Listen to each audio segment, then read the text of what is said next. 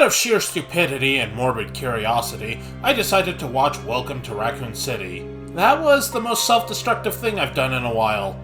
Not only is that movie far, far worse than anything Paul W.S. Anderson gave us, but holy hell, this might actually be the worst zombie movie of anything I've ever seen. This movie unironically made me think, boy, I sure miss Uwe Boll right about now. This is mostly a quickie video, and not the big project I've been working on. I just needed to get this turd out of my system. There's probably not going to be any exciting edits, and it's just going to be me ranting. Then again, that was sort of the original concept with these Final Thoughts videos, and this movie really doesn't deserve more effort than that. So much so that 80% of this review is just copy-pasted from me ranting about it to some friends. First things first, spoilers ahead, so if you plan on seeing the movie, do not! But if you feel you have to, here's your warning. Everything you've heard about the characters is true, and then some. Chris comes off as a jerk-ass douchebag, and he's weirdly loyal to William Birkin because Birkin ran the orphanage the Redfields grew up in, going so far as to say that Birkin is his best friend. He also mentions that Birkin has been his best friend since Claire disappeared 5 years ago, when she would have been 14, and Chris would have been 20. Yet we see when she ran off, and Chris during this part is still very clearly a child. To his credit, Chris is probably the character who comes closest to the source material since he looks decently close enough like Chris. He's not much written like the character, but nobody else is either, and he's probably the least awful character in the movie. Oh, and his history of being ex-Air Force is completely thrown out, and Daddy Birkin was the one who put him through college and the police academy. Claire is a generic tough girl. That's it. She's amusingly almost irrelevant to the plot despite basically being pushed as the main character. Oh, and Chris didn't teach her how to shoot or use a knife in this movie. No, she's so hardcore she learned how to do it while living on the run on the streets. Because of course she did. And yes, she really was friends with an already mutated Lisa Trevor as a child. Her entire shtick is being a crazy conspiracy theorist, being sassy because she's the only semi-competent person around, and being pissed off at everything. Also, she's randomly close friends with Ben Bertolucci, who's in this movie for some reason, and we're supposed to feel super bad when he dies, even though his contribution to the movie was T-Virus bad! And being in a video chat conspiracy theory room with Claire, even though I'm pretty certain video chats weren't very common in 1998. She lacks the warm empathy of every incarnation of Claire, and doesn't even get to yell out that her big bro will beat you up. She's way too angry and not worn out enough to even represent Revelations to Claire.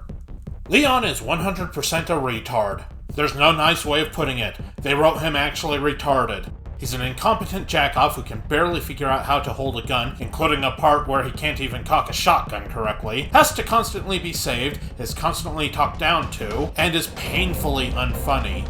His introduction scene outright has him waking up late, drinking a beer, and instantly cuts to him passed out at the bar. Irons commands him to be at the front desk in case someone needs help, so of course he's just sitting there spaced out listening to music while napping when the tanker crash happens right in front of the fucking RPD, complete with terrible, ironic comedic music, and he's completely unaware of it until Irons shoots the flaming zombie right in front of him. No, I'm not joking. This is a thing that actually happens. And of course, of all characters who could shit on him, the ones who prank him hardest are Jill and Wesker. Just wait, I'll get to them.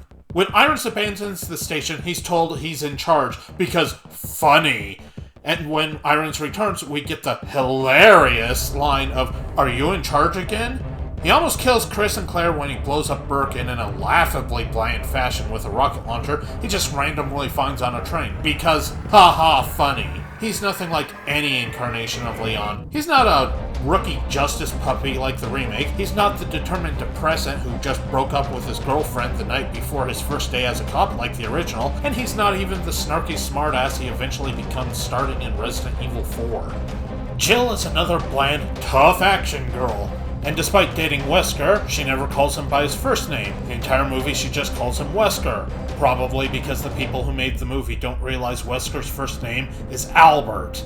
And of course, when she finds out that Wesker betrayed them, she puts on a sob story about how the other STARS members are his friends. He can't abandon his friends!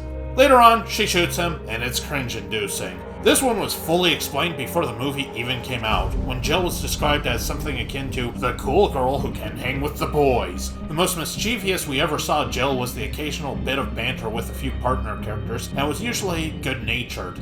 This Jill is a psychopath, and shame on whoever stuffed the Jill sandwich line in her mouth. That wasn't even her line, that's Barry's line, who is of course absent along with Rebecca and most of Bravo team.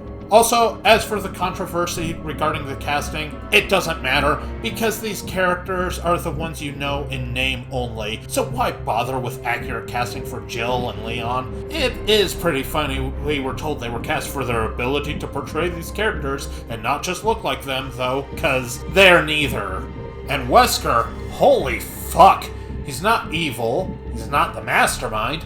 He's literally a mook who was contacted by outside sources months ago and sells out the STARS members for, you won't believe this, money. Also, he can get out of this dead-end town. I was actually super confused when he killed Annette and shot William, and then tried to kill Sherry. No, really, he tried to murder Sherry, because I thought he was Chris. Both come off as a pair of generic meatheads. But he says he wasn't really going to shoot the little girl, and that he feels bad for betraying Jill, so he helps her escape. He's sympathetic now, which is to say he sucks. He also pranks Leon by stacking a ketchup bottle on his head while he's passed out, and then bets Jill can't shoot it. She pulls out her pistol, like her actual handgun. He winds up freaking out and giving her a little dart gun with a suction cup, which she shoots him in the face with because haha funny, and then proceeds to throw the dart gun at Leon's head because haha funny. And I don't know about you, but I never wanted to see Albert Wesker talking about how he's gonna get laid when talking about Jill in front of his squad. Yet this movie felt that was a very important scene to give. Oh, and he gets resurrected by Ada Wong. His first action upon resuscitation is to rip off the opening loading screen to the first Resident Evil's remake. Except instead of getting shot in the head like that zombie, he just falls off the table because haha funny. Then she tosses him sunglasses because his eyes hurt or something. I don't know, it's really fucking stupid. Anyone who knows anything about the games knows this is not remotely who Wesker is. But I'm gonna bitch about it anyway, because remember how he wore sunglasses all the time? He did that so people couldn't see the lack of empathy and emotion in his eyes. He did it so people couldn't tell what he was thinking. Richard Hyken is there just to die. He has no personality and gets stealth chomped. Brad Vickers is there just to die. He crashes the helicopter into the mansion in comedic fashion. Chief Irons is a whiny coward who hyperventilates and is sort of implied to know about something wrong in the town, but isn't actually evil, and is yet another wasted role for the excellent Donald Logue, who should really punch his agent. Oh, and he dies like a bitch in comedic fashion to the liquor that shows up just to get wrestled to death by Lisa Trevor. No, really, that's all Lisa is in the movie for, to wrestle a liquor and snap its neck, and to give Claire the key to reach the Spencer Mansion facility. Ada is there to explain, "It was me all along," to Wesker, expositing that she's the one who was leading him to get the virus samples. She also never interacts with Leon at all. Yay. Birkin is a generic mad scientist. He mocks Chris for considering him family, and won't shut the fuck up after turning into the movie's laughable portrayal of G, whom I think they got mixed up with the Tyrant. And whoever put his "G is my creation" speech in, but with entirely wrong context, should be slapped. There's a lot of bits like that. He gets shot by Wesker because reasons. He's virtually a non-threat and still makes Chris job like a wimp, who gets his ribs broken after like one short toss. And Claire beats his ass with a few shotgun blasts. And then he's finished off by Chris with a handgun bullet. But not really, because he mutates and pops out on the train, but not as G5, but as a really crappy rendition of G3. And then he gets blown up by Leon, as mentioned before, at virtually point-blank range that doesn't even harm Chris or Claire, who are standing right there, because, haha, funny! Annette isn't a researcher, she's just a blind mom whom Wesker shoots in the head. Sherry is there, but is a non-entity who's just there because kid character, and pretty much just interacts with Chris and Jill. She did pull a gun on Wesker, so hooray. She has all of like 2 lines in the entire movie and never gets infected with the G virus. Hunk is in the movie for like one part where he's just standing there at the city checkpoint so nobody can leave. I think he shoots at Iron's car, but that's all. Woohoo! His costume looks like cheap shit.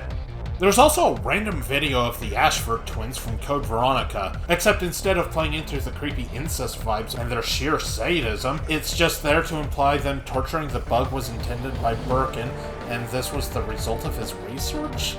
Lisa never shows signs of the G-Virus, and Birkin's last test subject is a normal-ass zombie. No case of the Nemesis parasite infecting Lisa, leading to the discovery of the G-Virus. Her face mask is never explained, unlike the disturbing explanation that it was her tearing the faces off of female researchers trying to find her mother. She's just Claire's mutant buddy. I don't even think the zombie is there in most of the subsequent shots after Annette and Sherry freak out over it. Like, Wesker shows up and the zombie just ceases to exist. There's honestly barely any zombies, and the action sequences all suck ass. They're heavily chopped up and poorly lit for quote-unquote style, and there's a terribly lame callback to the famous Itchy Tasty line in which a zombie randomly writes it on a window in front of Claire. In fact, the zombies are terrible in general. They don't move like zombies, they basically just take one bite and call it a day, and they talk. And it's not the unsettling sorry like Brad gives off in Remake 3, it's them yelling "let me in" when the gate to the RPD is blocked off. I wasn't expecting Raccoon City to be infested with an Eric Andre meme. They also just kind of pull up their skin randomly, and it's really weird, and they scream. They also move way too normal and fast. The shitty, itchy, tasty zombie just runs through a window like a normal person to attack Claire. Oh, and that crap moment is preceded by a loathsome rendition of Remake 2's amazing "You Need Help" scene, where Claire finds a random little kid who she just up and abandons and is never shown again. Good job, Claire! You're a completely fucking awful bitch!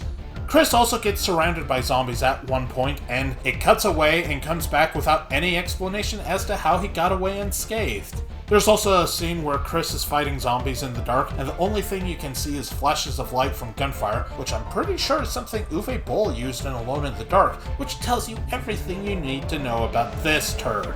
He flips open his lighter, and a zombie draws near, and it makes angry person noises. The lighter goes out, and the zombie noises stop with it. Apparently, Chris Redfield is the embodiment of out of sight, out of mind. The zombie dog is laughably boring. It's the most cliched horror movie dog scene you can think of, and ends with Claire saving Irons by repeatedly slapping the dog with a fire extinguisher, with Leon showing up late and telling her to drop the gun she doesn't have because, you guessed it, ha ha funny! The Licker's introduction is actually not bad. Leon's looking up at the lights in the orphanage, moving one by one without actually showing the Licker, and is probably the only good shot in the entire movie. And G is just a generic, mocking cartoon supervillain in his first form, and when he transforms, he's just a bland, hulking beast who gets blown up in a single shot with a rocket launcher, as I mentioned before. Raccoon City really was basically abandoned. Nothing special to it. There's barely anyone left in town, so the outbreak barely even matters. And get this, it's not the result of an accidental outbreak. Nope, this time it's 100% the Umbrella Corporation doing it because reasons. I guess to test out their super vitamins or some shit. Ben mentions that everyone basically got infected by the water, but the RPD and such were probably fine because they got injections and vitamins. No, seriously. Oh, and the self-destruct sequence is also pathetic beyond all belief. You know the fancy mansion explosion from the original game? Now it just kind of collapses on itself. And then the town explodes. No, it's not nuked, it just explodes. And the explosion blows away a cow because, you guessed it, heh funny! The blood and gore is also pretty bad. Probably the goriest scene is Irons getting decapitated by the Licker. Most of the time, somebody just gets bit once and an overabundance of cheap-looking blood spills on them. The CGI effects are awful too. It looks very cheap and unconvincing. The movie is mostly shot poorly, lots of close-ups and shit on the main characters, probably so they wouldn't have a hard time hiding how cheap it all looked. There's a few okay shots in the movie, and the Licker's introduction was outright good, but that's about it. Also, for some reason, everyone swears like a sailor, and not in that kind of funny, charming way they did in Remake 2. It just feels very try-hard. Everyone and everything was wasted. But Herder had a Jill sandwich joke, so it must be good! No, seriously, the Easter eggs were fucking distracting. Everyone saying you can tell how much they care by trying to replicate the things from the game legitimately made me facepalm. It's obvious they went online and googled famous Resident Evil Easter eggs or Resident Evil memes, and that's why they put that shit in. The care they put in this is every bit as surface level as the moments in the Anderson films that were constantly ripped straight out of the games. One of the funniest things about the movie, it was shot in a town of about 100,000 people, the actual population of Raccoon City in the games. They couldn't get a few locals to pretend to be zombies and shuffle around, groaning for like 5 minutes. The way it was depicted in the movie is smaller than the non-blip on the map I live outside of. Too long didn't watch? This piece of shit is quite possibly the worst live-action adaptation of a video game in history and has nary a redeeming quality. It's easily one of the only times I can safely say that I would give the movie a 1 out of 10, and I fucking hate trying to put this kind of shit into numerical values. It is not even fun to watch ironically. I think that's everything. Holy fuck! Thank you guys so much for watching. Agree? Disagree? If you disagree with me on this one, I'm gonna keep saying you're wrong, and this is my channel, so yeah. No, but seriously, instead of watching this movie, just play the games. Or watch me play the games. I did a crappy playthrough of Remake years ago that you can watch. Or you can watch my playthrough of Resident Evil 2. There's another one that's even half finished, but I can only set up 4 playlists on here because YouTube. But if you want an abridged version, Chads and I did a playthrough of the Darkside Chronicles. Or you can watch the currently running Remake 2 playthrough we're doing as a proper palate cleanser.